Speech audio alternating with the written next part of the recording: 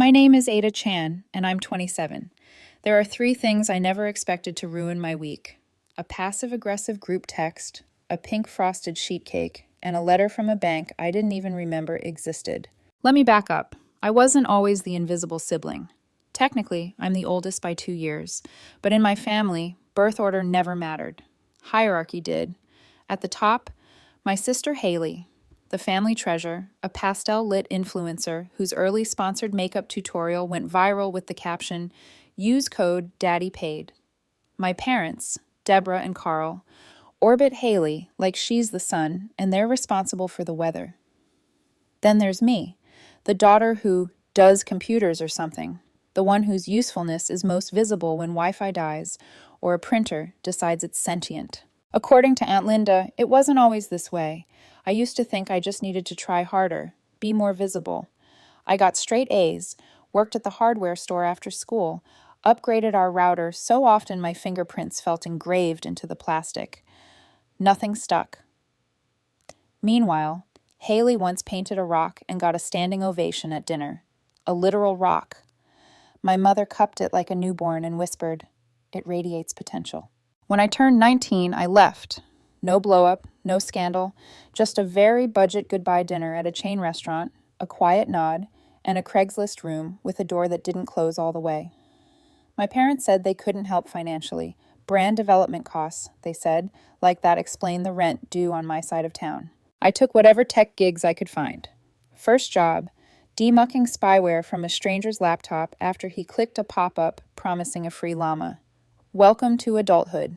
It wasn't glamorous, but it was mine. I built a tiny client base, collected certifications like bottle caps, graduated from spam ramen to real ramen. Haley, meanwhile, built an empire out of ring lights, mood boards, and captions with 47 sparkles. She started wearing business casual to family dinners, as though replying to comments between sips of iced coffee qualified as a board meeting. I wasn't bitter, maybe a little. Fine, completely. But the quiet kind, the kind that eats leftovers while watching your family post dinner pics captioned, "Proud of our girl, #bossbabe." The last time I heard from them before everything detonated was Haley's 500K follower party. I wasn't invited. Mom accidentally dropped a selfie into the family group chat, everyone smiling around a pink cake that read, "To our real star in loopy icing." I reacted with a thumbs up and went back to coaxing a failing NAS back to life for a client who believed cloud storage meant putting the laptop near the window. Then came the letter. It showed up wedged between coupons I didn't ask for and a flyer for teeth whitening I couldn't afford. The envelope looked like junk mail, but my name, my full legal name, was typed in bold above a number that didn't compute at first. 470,000. Underneath, a property address I'd never heard of and a cheery sentence thanking me for trusting them with my mortgage experience. I checked the postmark, the spelling, the return address. No punchline on the back, no gotcha. Just a $500,000 loan attached to me. I stared for a long time. Then I laughed, short and sharp, like my body was trying to keep from screaming. Because deep down, a horrible certainty had already formed a shape.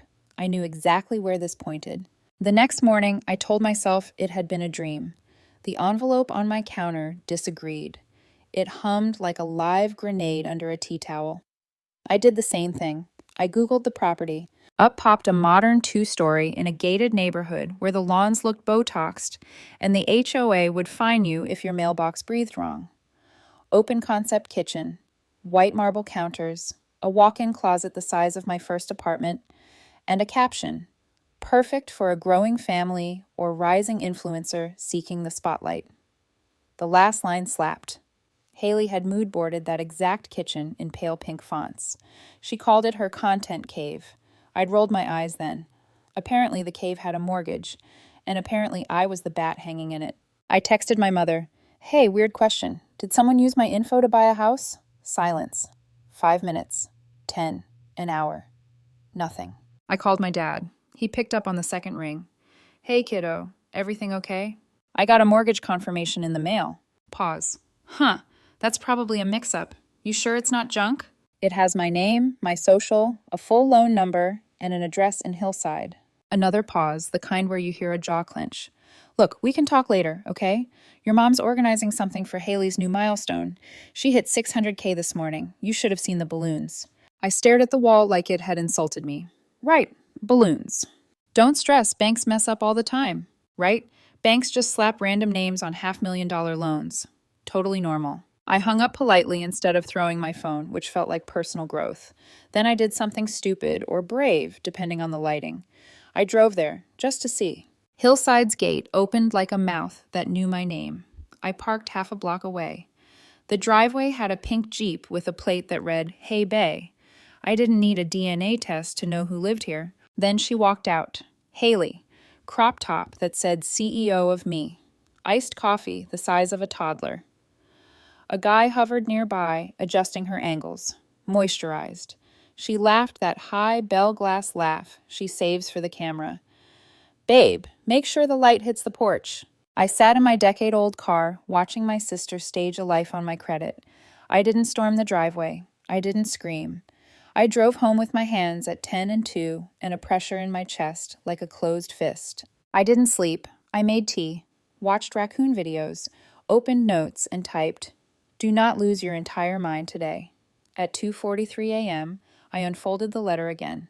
Mortgage loan amount, $470,000. Primary borrower, Ada M. Chan. I hadn't applied for a home loan in my life, yet somewhere a mortgage officer had decided I had. I pictured the paperwork I signed at 19. A family trust account, Dad had called it, for educational needs and emergencies. I never saw a dime, but the signatures existed, the access existed, enough for someone to build a house of cards and call it home. By sunrise, I was in full internal FBI mode. Credit report pulled, coffee brewed lethal. There it was, a hard inquiry dated 2 months ago. The same week Haley posted, finally finding the one, over a slow pan shot of a marble island. Whether the one meant the guy or the kitchen was unclear. I almost called my boyfriend Evan to say I was fine. He'd offer to drive over, to make breakfast, to sit in silence until my brain stopped shaking. Instead, I texted, "Up early. Tech emergency. Rain check on brunch?" He replied in 3 minutes, "Always here. Call if you need me." I stared at the screen, thumbs hovering. "I'm okay," I typed. Hit send. A lie I wanted to be true. At 8:11 a.m., I dialed the lender listed on the letter. 20 minutes, 3 transfers, and one relentlessly chipper receptionist later, I reached Brad. He sounded like a guy who wears Hawaiian shirts that say, "It's 5 o'clock somewhere." "Full name and last four?" he asked. I gave them. Keys clacked. "Ah, Hillside Drive. Looks like documents were submitted through a family trust. Your primary, co-managed by 2 secondaries." A pause. "Carl and Deborah Chan. Parents, I assume?" I said nothing. What does one say? Classic. They love a little identity misuse with brunch. "Everything seems fine on our end," Brad continued. "If you're claiming identity misuse, file a freeze and submit a formal report." There it was, the cliff edge between, "This is probably a mistake," and "This is a signed betrayal." I opened a new tab and hovered over Freeze My Credit.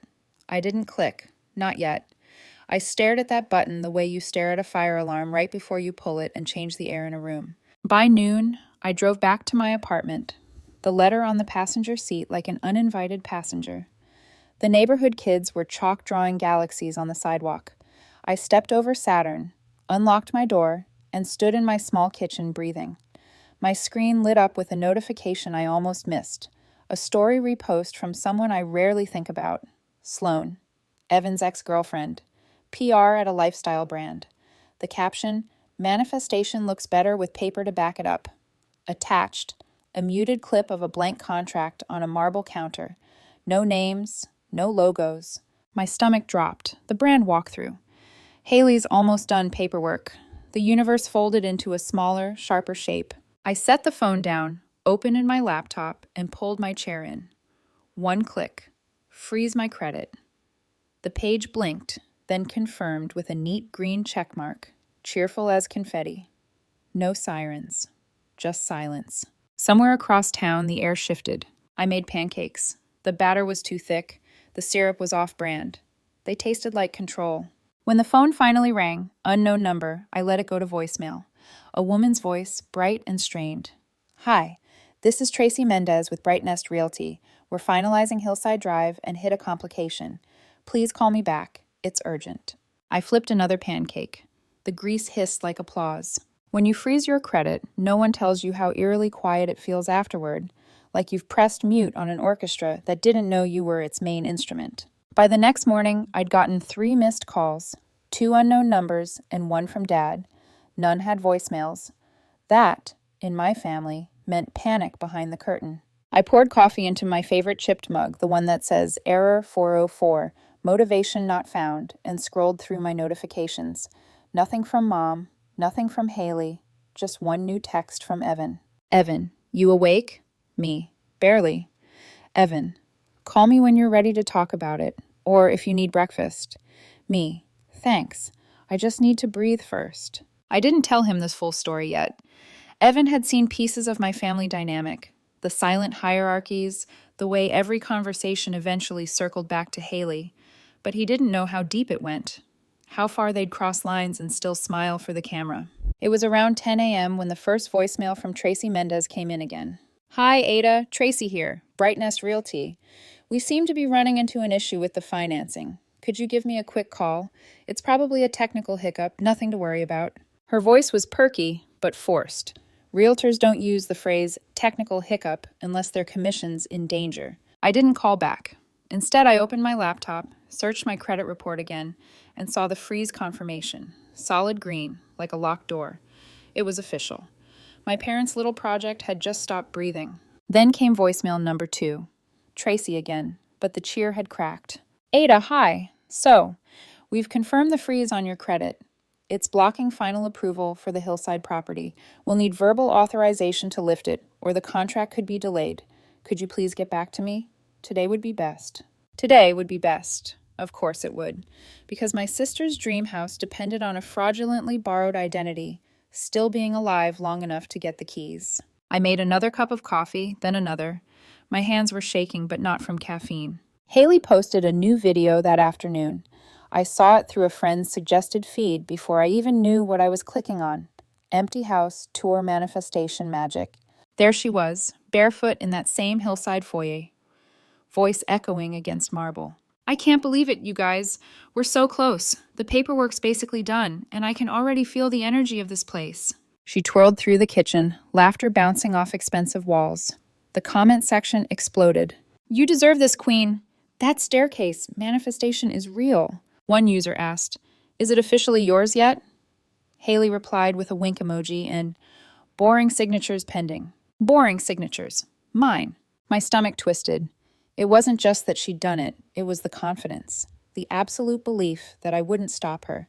I replayed the video once, then again, watching her trace her manicured fingers along my marble countertops. I imagined Mom behind the camera, beaming, Dad nodding like this was a family triumph. The third voicemail hit before 6 p.m. Tracy again. Hi, Ada. We've hit a more serious issue. The lender's frozen all activity. If this isn't cleared by Monday morning, the sellers will terminate the contract. Please, I really need to hear from you. Her voice was thinner now. Then, finally, my phone buzzed with a name I hadn't seen in months. Mom. I let it go to voicemail. Hi, sweetheart. There's something strange going on with Haley's house paperwork. Probably just some mix-up. Can you give us a quick call when you have a minute? No big deal. No big deal. Right. Just a 6-figure loan and identity misuse. But sure, let's not overreact. That night, I saved every voicemail, every email, and every screen recording of Haley's manifestation tour. I labeled the folder for my lawyer. Not because I had one yet, but because I liked the way it sounded. Around midnight, Evan texted again. Evan, haven't heard from you all day. Are you okay? Me, defining okay. Evan, do I need to come over? Me, not yet, but maybe tomorrow. I stared at the message bubble for a while. Evan was steady in a way I wasn't used to, kind without needing credit for it. But lately, I'd noticed tension whenever his ex, Sloan, came up. The one who worked PR for lifestyle brands. The same Sloan who reposted that manifestation paperwork clip earlier. Coincidence? Maybe. Or maybe this whole disaster was tangled deeper than I thought. By morning, Tracy had left 3 more voicemails. The last one sounded like she was trying not to cry. Ada, I really need clarity here. The deal's about to collapse. Please just tell me what's going on. I played it twice, then deleted it. Not because I didn't care, but because I finally understood something. Their panic wasn't my problem anymore. Around noon, I got the text I'd been expecting but still wasn't ready for, from Haley. What did you do? Tracy's losing it. I have a brand walkthrough tomorrow. I didn't reply. 5 minutes later, seriously, Ada, stop being dramatic. You're messing up everything. I needed this. That was the moment my anger crystallized into something sharper. Because it wasn't just theft, it was entitlement. She truly believed my silence was guaranteed. By 2 p.m., Dad called. I answered this time. Hey, he said, voice low and tired. We should talk about this. There's been a misunderstanding. Misunderstanding, I repeated. That's what we're calling it? Ada, don't be like that. Haley's worked really hard. By stealing my name? He sighed. It's not like that. We just needed your credit to get through the approval. You're responsible. You've got a clean record. It's family, Ada. Sometimes we help each other. No, I said flatly. You do things to me and call it family. Don't be cruel, he said quietly. I'm not being cruel. I'm being clear. And then I hung up. Not in anger, just finality. For the first time in years, silence didn't feel empty. It felt earned. The next morning, a new voicemail appeared from Tracy. Her voice was trembling. Ada, the sellers are threatening to cancel. Unless the freeze is lifted by noon, the deal dies. Please, whatever's happening with your family, just let me know if this is intentional. I smiled, because yes, it was intentional. I walked to the kitchen, flipped another pancake, and let the hiss of butter drown out the noise. Across town, the perfect dream house on Hillside was turning into a real estate nightmare. And for once, I wasn't the one cleaning up the mess. By Sunday night, the voicemails had stopped being polite. The first one Monday morning was from Tracy again. Her voice clipped, all business now. Ada, we're officially in breach territory. If this isn't cleared by noon, the sellers will walk. Please, I need you to respond. Then came my dad, his tone rehearsed calm. Ada, you're overreacting. Let's sit down and talk like adults. No need to blow this out of proportion. And then, of course, Haley. Hey, can you, unfreeze whatever you froze? I have a brand walkthrough tomorrow, and they're expecting an interior shoot, so, yeah? She said it like I'd forgotten to thaw out chicken for dinner, not stop a felony in progress. I didn't reply. I just sat at my small kitchen table, eating the last cold pancake from yesterday, the syrup tacky and oversweet. Outside, the world looked strangely calm for a day that was apparently collapsing. By noon, voicemail number 4 arrived. Mom, this time. Her voice sugar-coated panic. Ada, sweetheart, your sister worked so hard for this. Don't ruin her chance over something so technical. It's just paperwork, darling. You weren't even using your credit anyway. Just paperwork. That phrase again. The same tone they used when they'd accidentally used my college fund to cover Haley's first boutique lease years ago. The same tone they used when I slept on a friend's couch for 6 months and they told relatives I was finding myself. I stared at my phone, thumb hovering over delete, then saved every voicemail into a new folder. Evidence. I opened my laptop, logged into the mortgage portal, and downloaded every document, every forged signature, every cosigner listing that confirmed my consent. Line by line, they'd turned my name into a foundation for Haley's empire. The kind of betrayal that doesn't come with flames, just paperwork and silence. By late afternoon, I'd had enough of silence. I called the lender again, this time to request all submission data for verification. The woman on the phone hesitated. Are you claiming identity misuse? Yes. My voice didn't shake this time. And I'll need digital copies of every document you have on file. It took 40 minutes, 2 transfer loops, and one whole jingle that nearly drove me insane. But eventually a PDF appeared in my inbox. I opened it. There it was. My name, my address, my date of birth, and a signature that looked close enough to mine to pass at a glance, just not close enough to fool me. Under authorized co-managers, Carl and Deborah Chan. My stomach tightened. At the bottom was a verification stamp, dated exactly 2 months ago. The same day, Haley posted her Manifesting My Dream Home video with glitter filters and slow piano music. That's when it hit me. It wasn't just her idea. This was coordinated, signed, enabled. I shut my laptop before I threw it. My pulse was steady now, not angry, just done. Then the 5th voicemail hit. Tracy again. Her voice had shifted from panic to desperation. Ada, please, I need to know what's going on. The bank froze the funds entirely. We can't move forward unless you lift the freeze. This affects multiple parties. You're putting the sellers and the agent at risk. Please call me back. I almost felt sorry for her. Almost. Then, as if on cue, my phone rang again. Mom. I picked up. Sweetheart, she began softly. This has gone too far. Haley's devastated. Devastated? I said quietly. She committed fraud.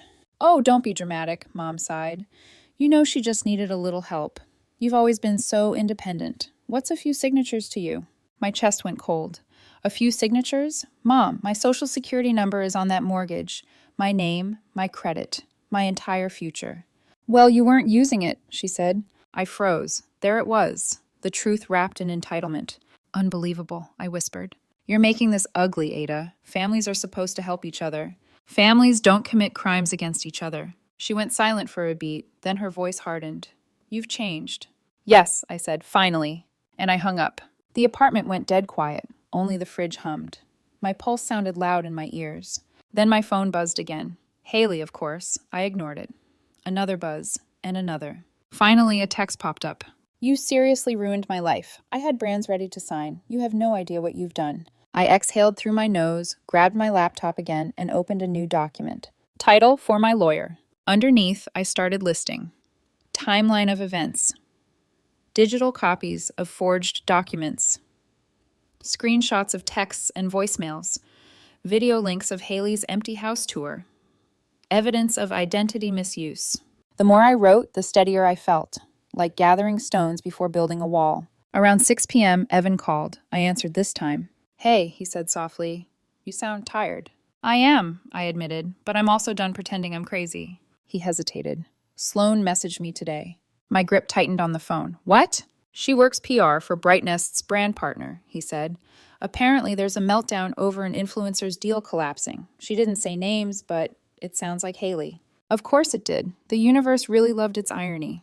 Evan, I said quietly, if she reaches out again, tell her thank you. She just confirmed something for me. He paused. Ada, what are you planning to do? I looked around my small apartment, the clutter, the half-drunk mug, the silence that felt more like freedom than loneliness. I'm planning, I said slowly, to finally stop being the family tech support for their lies. He didn't argue, just said, good. That night, I barely slept. I didn't need to. I'd already won the first round. Because by morning, Haley's dream house would be nothing more than a listing again. And this time, I wasn't the one cleaning up her mess. I was the reason it finally fell apart. By Tuesday morning, the whole thing had imploded. Tracy's last voicemail came in at 7:13 a.m. Her voice sounded older somehow, like the weekend had aged her. Ada, the sellers are officially terminating the contract. The loan is frozen at every checkpoint. I don't know what's happening, but please talk to your family. That line, please talk to your family, sat in my chest like a weight, because I knew what came next. The cleanup crew wasn't the bank. It was them. At 8:01, my phone started buzzing. First Haley, then Dad, then Haley again, then Mom. By 8:15, I had 12 missed calls. By 8:30, I heard the knock. 3 sharp raps. Not timid, familiar. When I looked through the peephole, I wasn't surprised. Mom, Dad, Haley. The full cast of my childhood sitcom, standing outside my apartment door, looking like they'd rehearsed this intervention on the drive over. I opened the door just a few inches. You've got 1 minute. Mom forced a smile that didn't touch her eyes. Sweetheart, can we come in? Are you here to apologize, I asked, or to blame me more efficiently? Dad sighed, eyes flisking to the hallway like he hoped a neighbor might save him. Haley, in oversized sunglasses and a sweatshirt that probably cost more than my rent, rolled her eyes. We just want to talk, Mom said. That syrupy voice she uses when she's about to say something venomous. Then talk. Dad started. Ada, you made your point, but you've caused a lot of problems. I caused problems, I cut in. You used my credit to buy a house. It wasn't like that, Mom jumped in. We were going to tell you. When? After the closing party? Haley crossed her arms. You always twist everything. There it was. The family's favorite phrase. The verbal escape hatch they used every time accountability knocked. I exhaled slowly. I'm not twisting anything. You forged my signature. That's a felony, Haley. Her lips parted in disbelief. You're being dramatic. Do you even know what you've done? I lost my deal. My brand dropped me because you froze your stupid credit. So the fraud fell apart. Tragic, I said flatly. You're ruining my career. No, I said, voice calm but cutting. I just stopped financing it. Haley's mouth opened, then closed again. She looked at Dad for backup, but he stared at the floor. Don't make this ugly, Ada, Dad said finally. We can fix it. Oh, you already made it ugly, I said. You just assumed I'd keep the lights off. Mom's tone shifted, soft, desperate. Honey, we didn't mean to hurt you. We thought... You thought I'd roll over, like always. I walked back inside for a second and returned with a manila envelope. Handed it to her.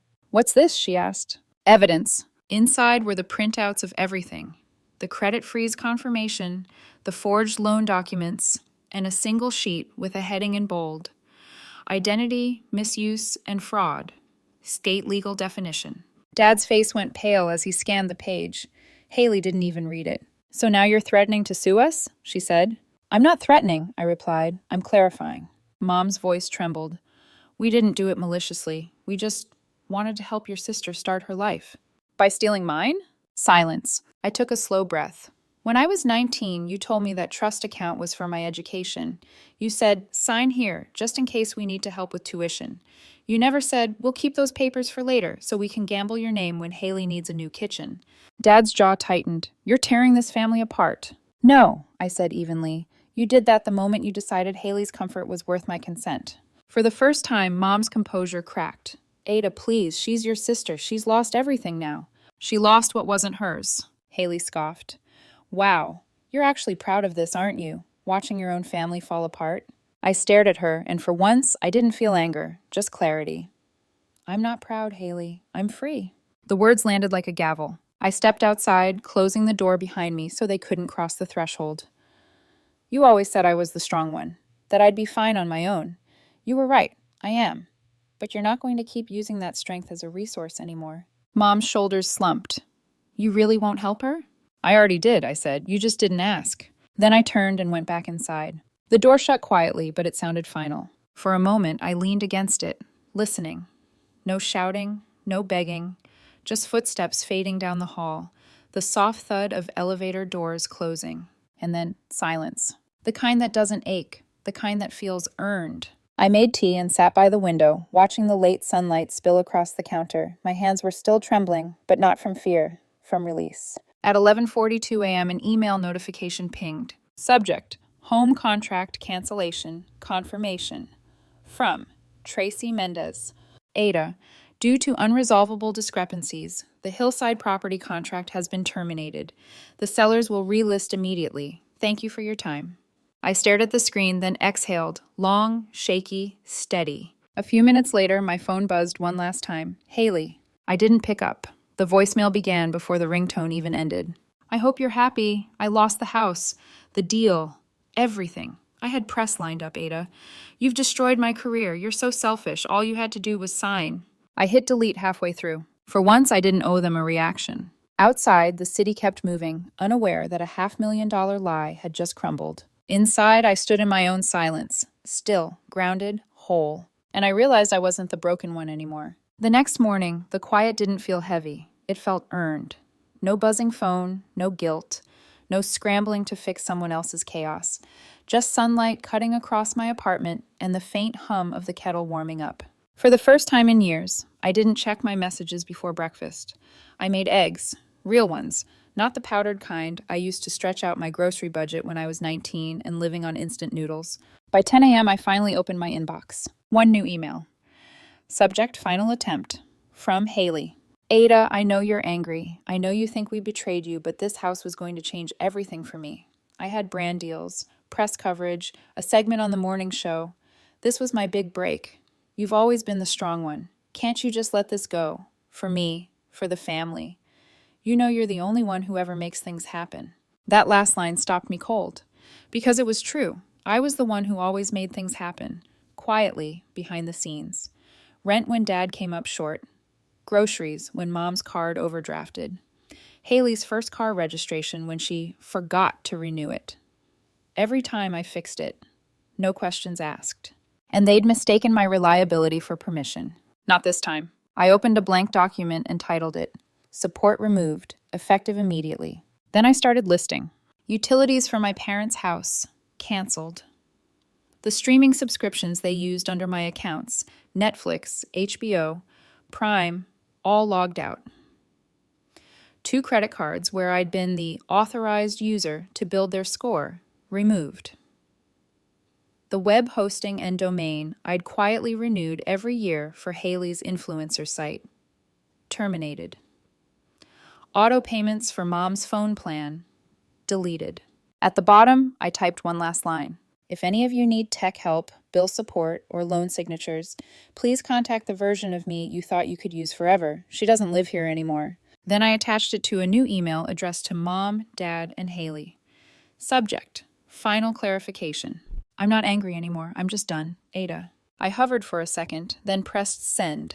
The little whoosh sound of the email leaving felt like a closing door. For a moment, I expected my chest to hurt, but it didn't. It just settled. Outside, the late morning light had softened, spilling gold over my desk. I sat back, breathing it in. For the first time in years, I wasn't waiting for someone else's crisis to determine my mood. I wasn't the strong one. I wasn't the background problem solver.